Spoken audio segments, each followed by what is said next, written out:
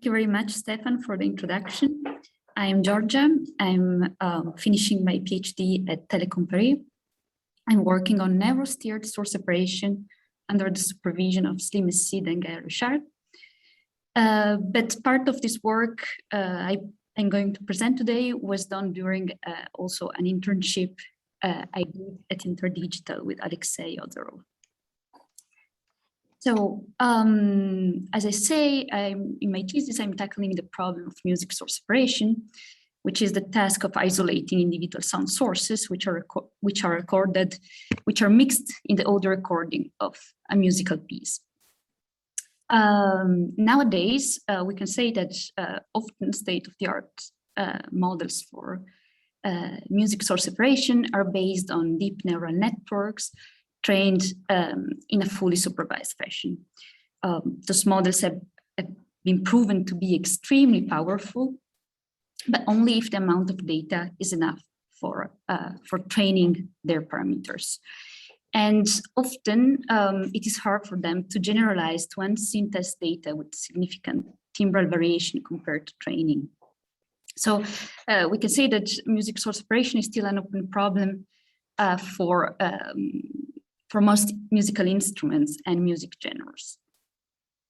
So one way to improve a source separation system performance is to use additional knowledge we may have about the observed mixture, right? So we can use, for example, the score, the lyrics, visual cues, and many others. And as well, the user feedback, which is one modality which is often underestimated, but is extremely powerful, may leverage significant human expertise. But yeah, it might be quite complicated to be integrated in a source separation system.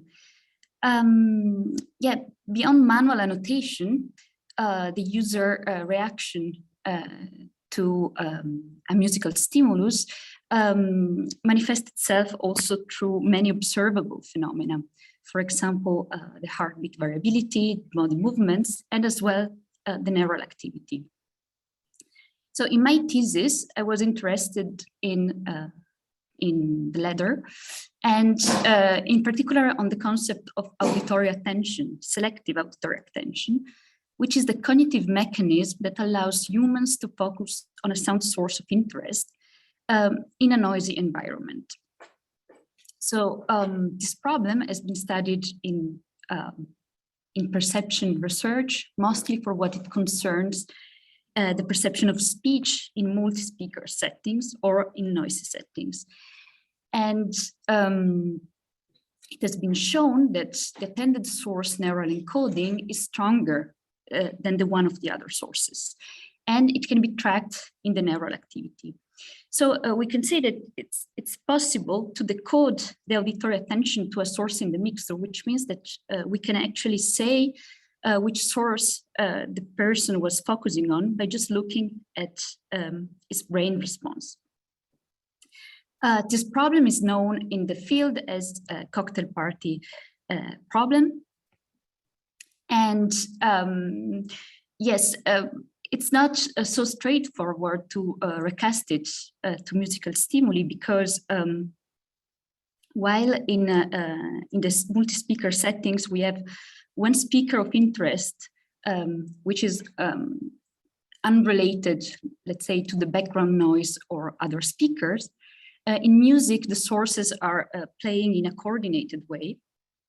And this makes both the decoding problem and also the separation problem more difficult. So in my thesis, I investigate if it's possible to use this selective auditory attention to drive a music source separation system. So our work can be divided in two main steps. First, we studied the problem of auditory attention decoding for music, which had never been studied before. And we showed that as for speech, our brain tracks musically relevant features which are more correlated with the attended source than with the unattended one. And then we investigated how to use this information to inform a source separation system. And we proposed one variant based on NMF and one variant based on deep learning. The brain response is characterized by EEG signals, which are particularly suitable for brain-computer interfaces because they can be acquired in a non-invasive way and they give a high temporal resolution. So let's start first with the data because the problem had not been explored in the past, mainly because it's very there were no data and it's very hard to acquire them. So I began my PhD by assembling this data set, which is called MED-EEG, which was previously acquired at Telecom by a colleague, Gabriel Tregorat. And the dataset consists of 20-channel EEG signals recorded from 8 subjects while they are attending to a specific source in music mixtures. And the music we used is realistic music, are real music compositions, of which we have the ground truth sources, isolated sources. And they present many variants in terms of number, type of instruments, genre, and spatial rendering. So with this data, we tackled the problem of auditory attention decoding. Yes, the decoding procedure is usually twofold. First, we reconstruct, I don't know if you see my mouse. Maybe, well, yes. Okay, thank you.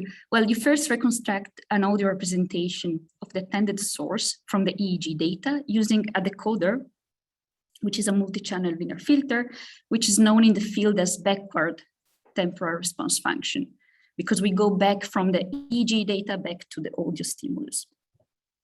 And this representation is then correlated with the isolated sources to determine which is the attended source. So the attended source is the one that presents the highest Pearson correlation coefficient with the reconstruction. And this filter is learned on a set of, on a training set of solos and corresponding EEG data using a minimum square error criterion. So here we have some results. So we tested 3 different audio descriptors, the amplitude envelope, which is the one commonly used for decoding speech attention, and the magnitude NML spectrogram. And below you can see a table with the decoding accuracies. So the correlation scores are very low, but this is normal. This is comparable to speech, to results with speech, but what we measure is the contrast. So in blue, you can see the correlation coefficients of the reconstruction with the attended source, in pink with the unattended source, and in orange with the mixture. So what we care is that the contrast between the blue box are, the contrast between the attended source and the unattended source is significant, right? So this way we can say which is the attended source. And the contrast is significant for time frequency representations. And for the amplitude envelope, it's not. So for music, it is necessary to have a more elaborated descriptor, which underlines amplitude envelopes at different frequency bands. And this is reflected as well in the decoding accuracies.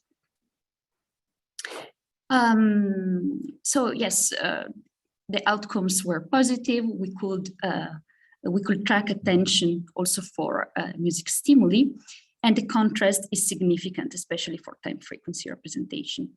So it's possible to decode the attended instruments, even though these reconstructions are very deteriorated, and there is a very high intersubject variability, which depends mostly on the level of attention, but as well on the musical expertise and training of the listener. So then we investigated how to use this information to inform a source separation system. So as you have seen, the attention decoding problem and the music source and the source separation problem are naturally related, because to decode the attention, we need the ground truth sources to correlate them with the neural data and say which is the attended source. And usually in the previous work for neuro-steered speech enhancement, the two tasks are tackled sequentially. So either a separation system, first a separation system provides the reference sources for the decoding, and then the decoding system selects the source which needs to be enhanced. However, tackling the two problems sequentially might be suboptimal. So the first variant we propose is a variant of non-negative matrix factorization, which is a technique for data decomposition that it's quite popular in audio inverse problem, because it allows to unmix superimposed spectral components. So we can represent the audio with its magnitude spectrogram and decompose the spectrogram into two matrices, W and H, where W, the columns of W can be interpreted as spectral patterns, and the rows of H as their activations. In this picture, you see the case of a single source, but when you have multiple sources, then the separation problem reduces to the assignment of each of these components to the right source, in order then to use the learned representation as a source variance model for the Wiener filter.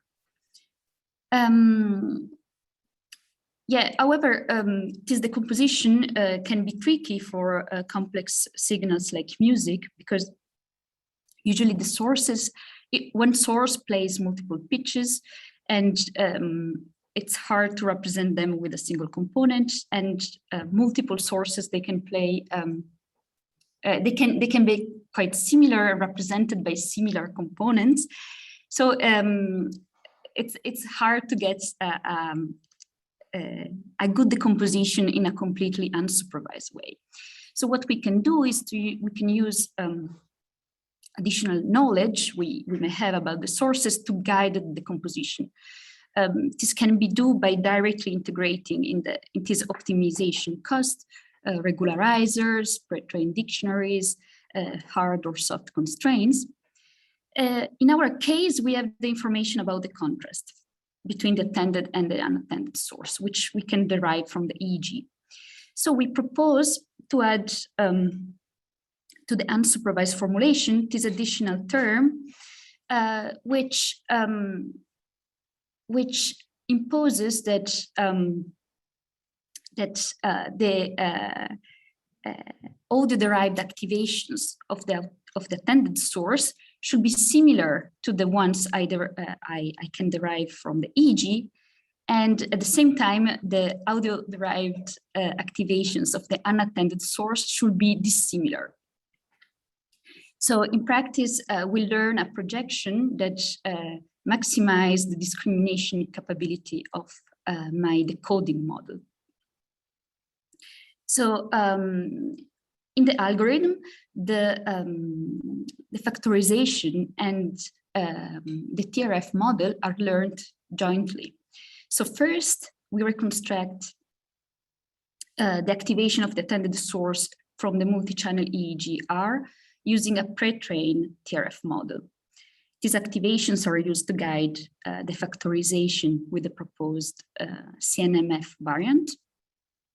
And after a certain number of NMF iteration, we can update the TRF model using WA, which is the dictionary associated to the attended source, and using it as a new feature extractor to retrain the TRF model. So after convergence, we will have a dictionary WA and its activation HA, which can be used to recover the attended source. So here are some results. In green, you can see the proposed method informed with the EEG information. In blue, you can see the blind NMF, so the completely unsupervised NMF. And in orange, you can see the proposed model, but informed with random side information. So this was done because we wanted to see which was the effect of the contrastive formulation and which was the effect of the EEG data.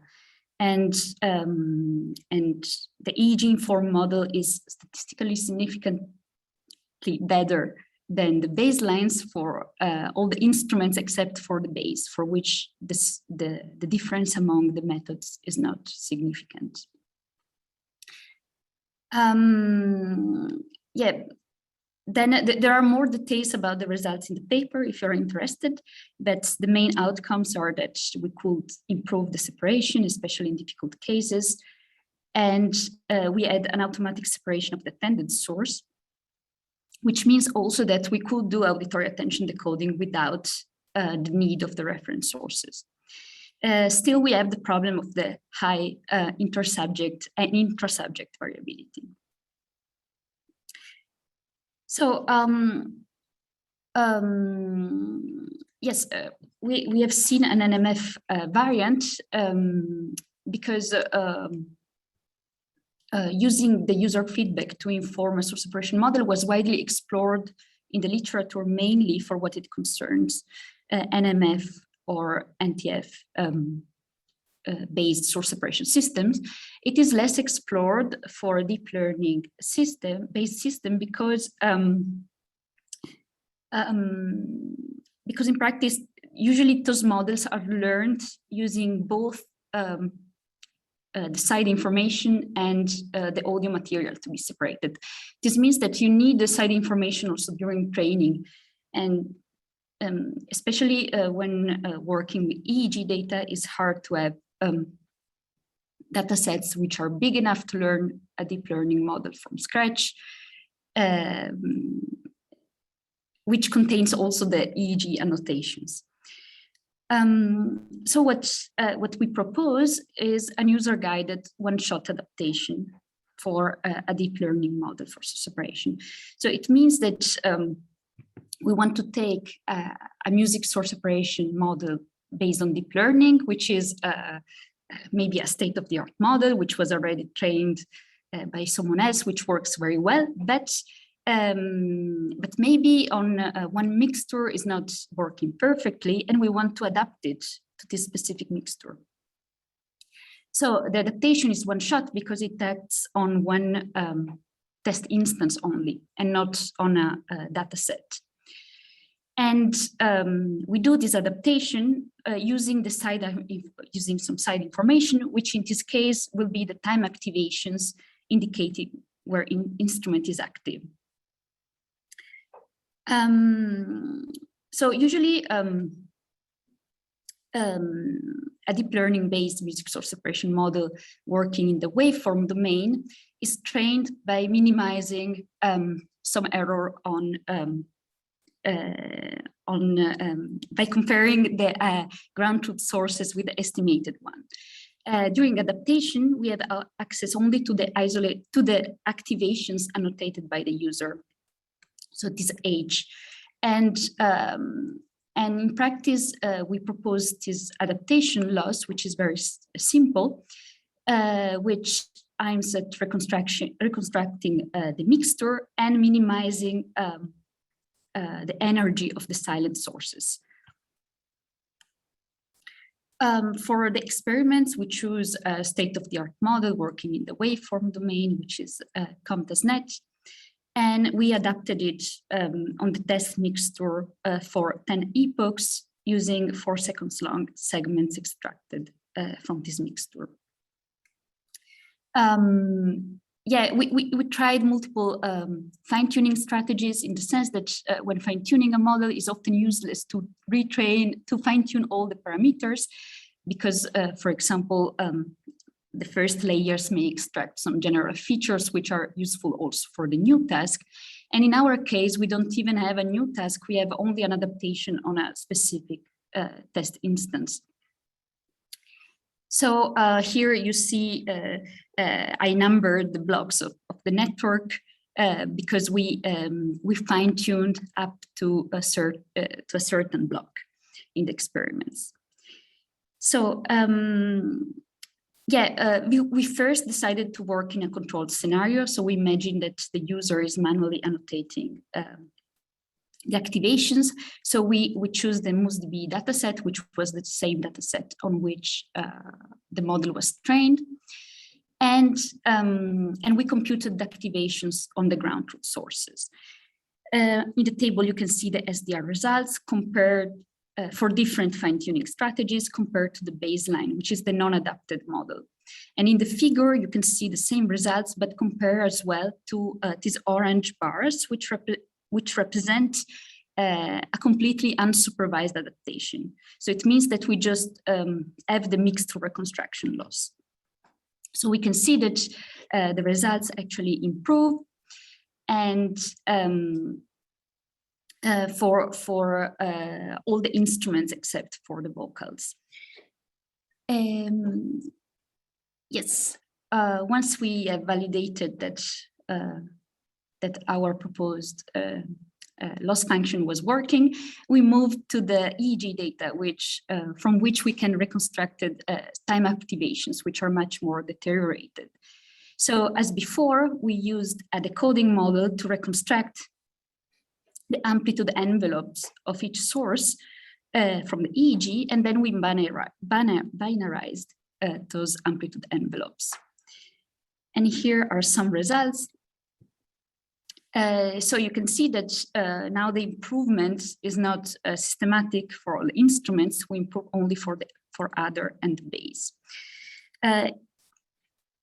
In the figure, you can see in pink, the activations reconstructed from the EEG compared to the activations computed on the ground truth sources, which are the green ones.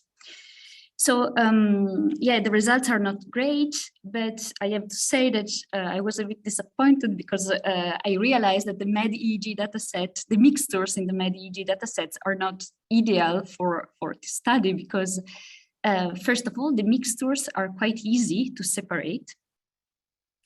So you see the B0 baseline is already performing extremely well. And secondly, the sources are almost always activated. They tend to be always activated. For example, here there is an example of guitar, and you can see that it's always activated. So this leaves small room for action for a loss based on the activations. But yes, we are working to improve this work. So the main outcomes is that we could do adaptation directly at test time, that we could do auditory attention decoding without the ground truth sources, with only a small degradation of the performance compared to the decoding performance we obtain with the ground truth sources, and that this is a very general approach that can be applied to other tasks, modalities, and deep learning architecture. However, yes, there is this limitation that the sources cannot be always activated. So yes, in some case, especially I think for other types of audio sources, it would work very well. Music tends to be quite activated. I mean, in MED-EEG, the sources tend to be quite activated, so it was not the ideal data set. So to conclude, here I put the references to the papers we did based on these works. You can find more details here. And I would like to say that MED-EEG, the dataset, is publicly available on Zenodo. So if you want to I don't know, try to work on it, yeah, it's publicly available. Thank you very much for the attention.